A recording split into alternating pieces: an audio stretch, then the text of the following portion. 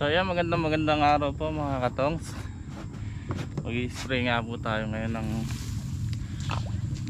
pang palintog ng bunga at saka ng pang insekto, no? So ito po, ito ang gagamitin natin, Armior, para hugan sa mga sa bunga na lumalabas.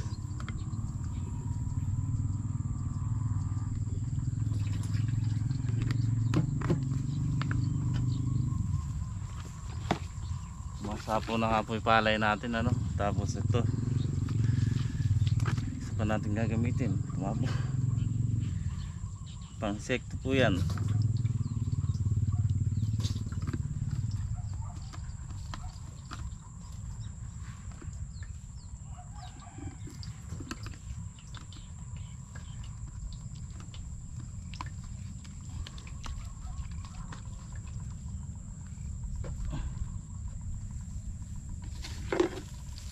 May pulbos po tayong gagamitin dito, yung Hitox.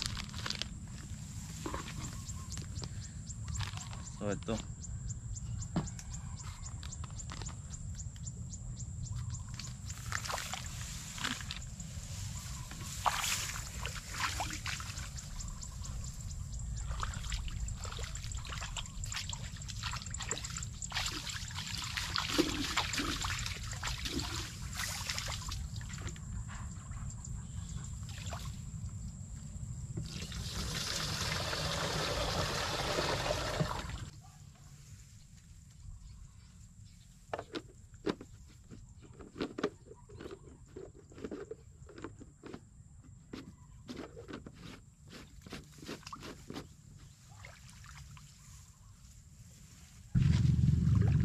so ayan nga po, ano, gagamitin natin yung power spray.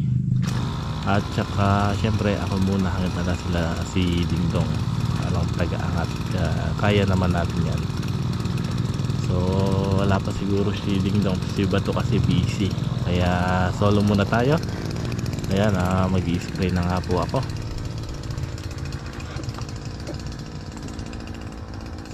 So ayan, tignan nyo po mga kadong, ang taas ng palay natin. Sa nagsasabi bakit daw sa loob ng isang buwan kailangan maibuhos yung pataba, ilang buwan pa bago mamunga ang palay. So yun nga po, yung iba-iba ho kasi ang karakteristik ng mga palay, lalo iba-ibang variety, no? So depende po yan sa variety. Kung ang variety nyo ay pang matagal, so pwede naman kayo magsabog ng 30 up to 30 days.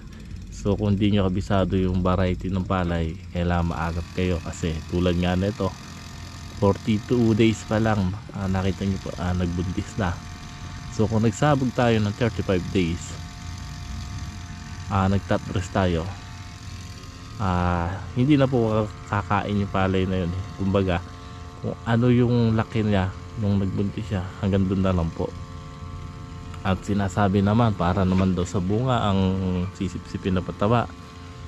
So yun nga po ang iniingatan natin, ano, yung kumakain ng pataba habang nagbubuntis. Kasi lalo na pagka ang sinabog nyo urea di sa 20, nakakasira po ng mga bunga ng palay yan.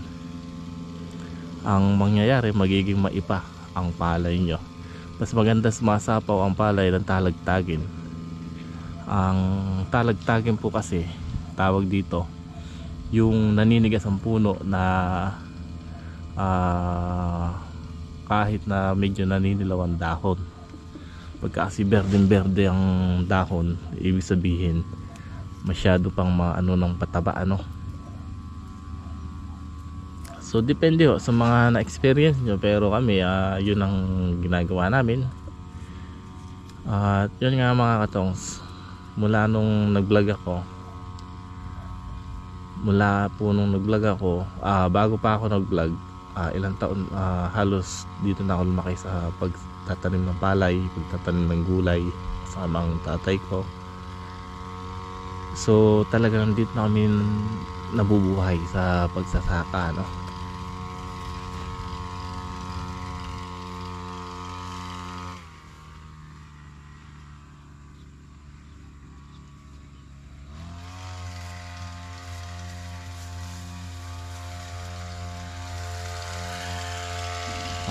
Sabi ko nga yung mga na-experience ko nung tinalikuran ko yung pagsasaka, gawa ng may nag-offer ng mga trabaho sa atin. So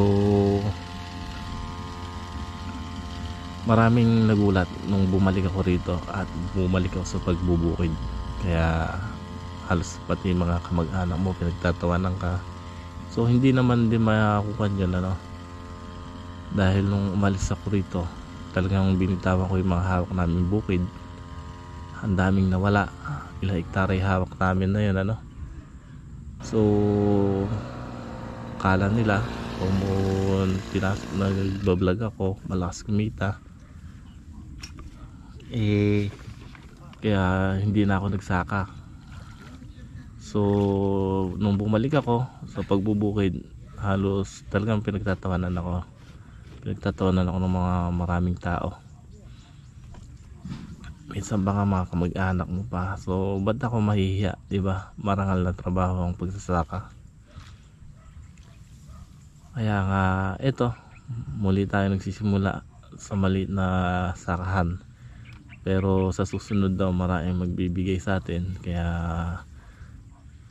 balik tayo dito talaga sa pagtatanim ng palay, pag-aalaga. And then tanim-tanim lang tayo ng konting gulay, okay na. Dito naman talaga tayo nagsimula Dito tayo natuto. Ito ang nakasanayan natin. Kaya ayan, sa mga nagtatanong po hindi po namin sariling bukid to, kumbaga namumurysyentuhan lang kami. May amo po kami rito. Ang laban naman sa porsyentuhan sa isang hektarya, kahit ilan ang hawak mo sa kwan yan sa bilang ng kinaban. Kunwari maka 100 kabangka, yun po ang tinatawag na porsyento, 12%, ganon. Sa 100 may 12 kaban ka. Pagka napaani mo ng 150 sa hektarya, may 18 kabang ka. So ganun po ang kalakaran dito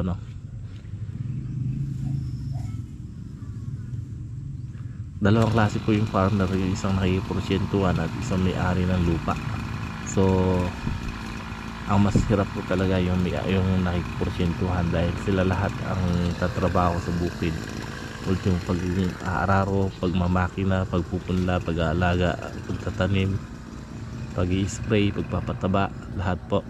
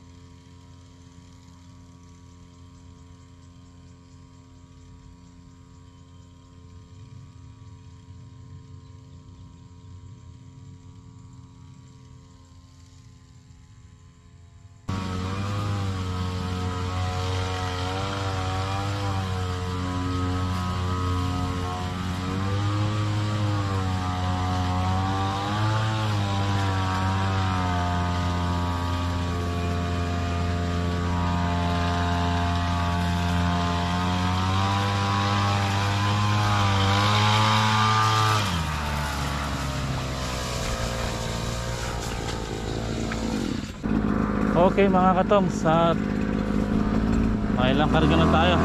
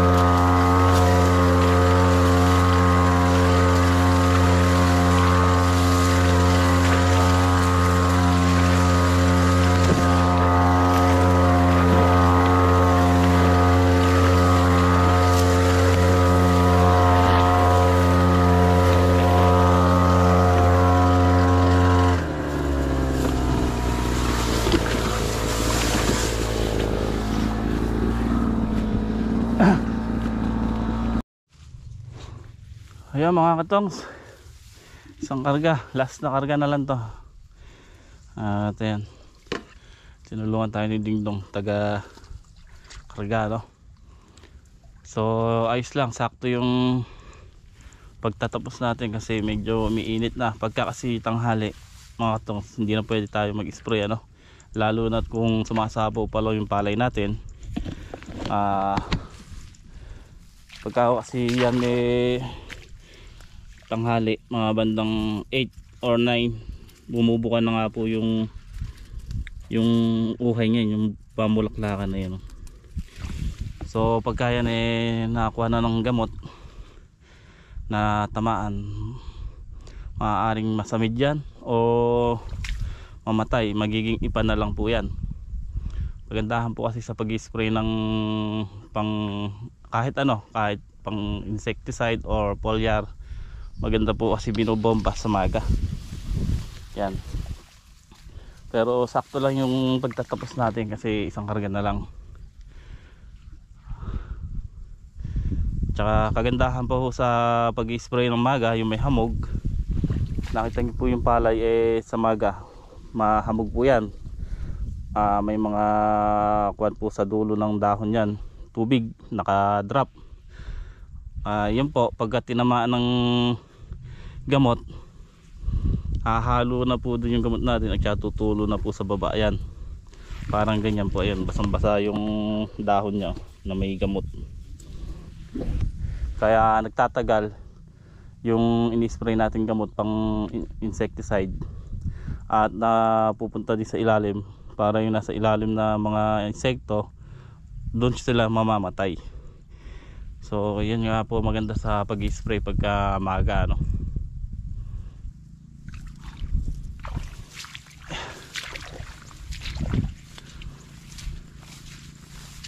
Okay na? Ha?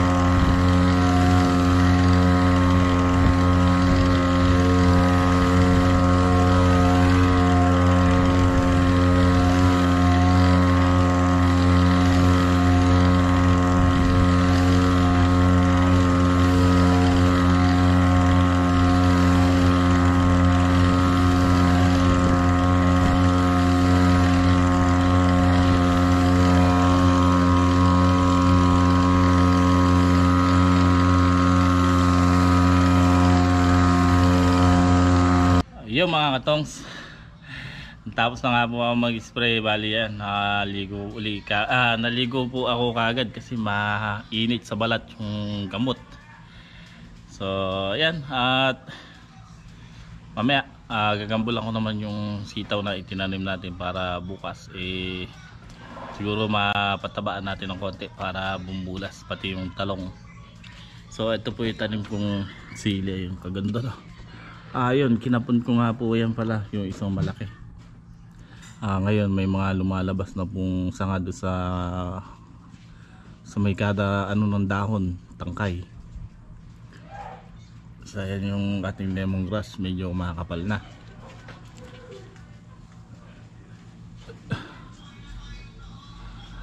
Yan kaganda ng araw, ayos na ayos yung pag-spray natin.